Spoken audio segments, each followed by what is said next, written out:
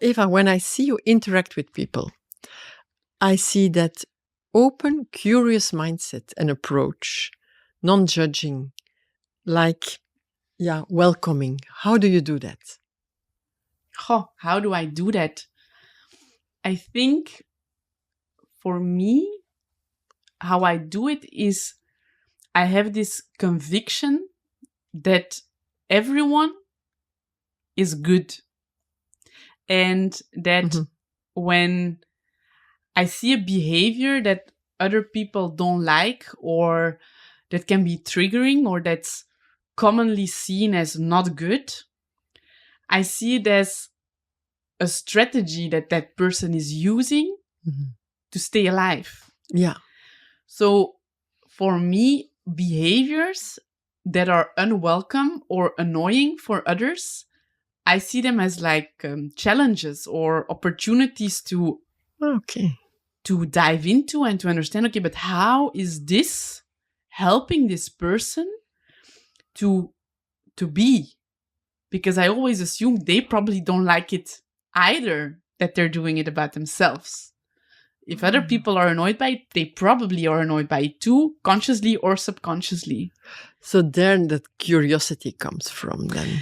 Yes, I always wonder why. Yeah. Why is this person doing that?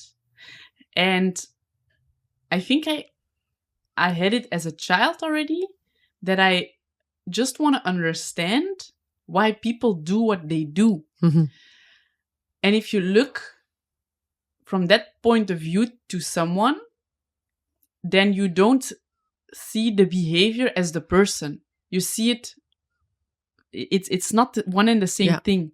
The behavior is a strategy. A strategy, yeah. And does it always work for you, or are some moments that you say, "Oh no, my God, now it stops"?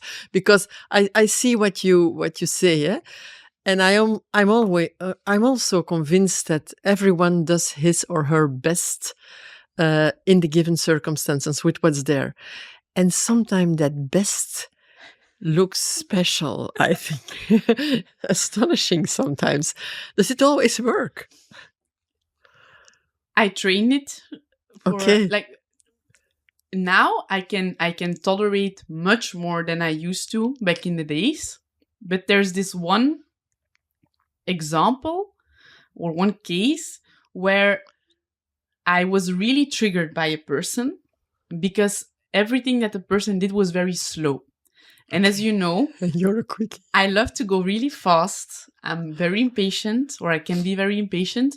And this person, it was in a course, so I had to interact with this person a lot, was very, very slow. But one way or the other, I just thought, okay, because a lot of people avoided the slowness.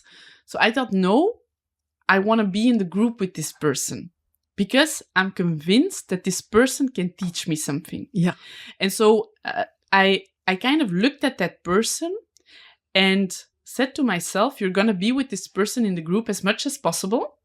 And every time that you feel triggered, you're going to think, thank you so much for your slowness. You're teaching me something. Yeah. And it was kind of an experiment that I did. And in that experiment, I just thought, let's try to see if that triggering, if it goes down. Whether I can handle it. Whether I can handle it, and whether it can teach me something. Because I always learned that if something triggers you, it's about you. It's not about the other person. It's about something that you cannot do yourself. You cannot tolerate yourself within you. It's an invitation. And it made sense, because I knew I want to go fast. Everyone always tells me that I want to go too fast, too soon, too much, too soon. So I thought, okay, let's challenge accepted. Let's try to be slow. And back in the days, I used to be very closed off from other people in terms of vulnerability. So I had very difficult times opening up emotionally to myself and to others. And being in the group with this person, because everything went so slow, she made me feel safe.